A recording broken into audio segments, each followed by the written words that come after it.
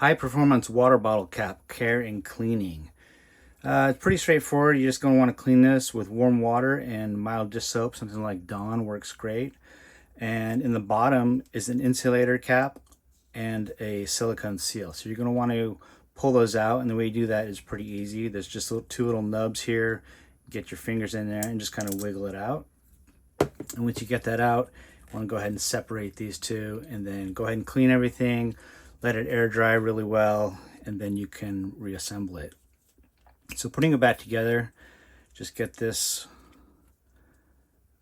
silicone seal all the way down to the bottom, and then if you've got steady hands, you put it on there, square it up, and push it in.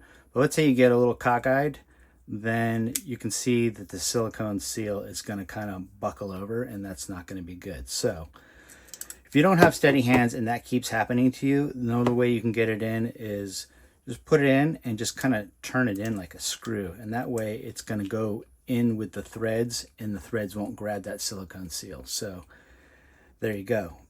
And you're probably wondering, like, why wouldn't they just throw this in the dishwasher? And you don't want to throw this in the dishwasher because our water bottle cap is machined from a block of 6061 aluminum, just like a real center wheel lock, and then anodized.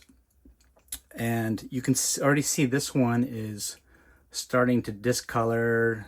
It's faded, and that's because, you know, being up by the brakes, these get really hot, and they get hot and cool down.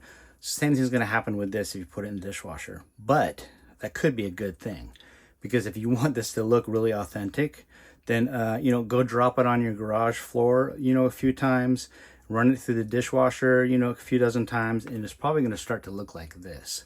So if you want it to be pristine like this, then hand wash it. If you want it to look like a real center wheel lock, then go ahead and throw it in the dishwasher.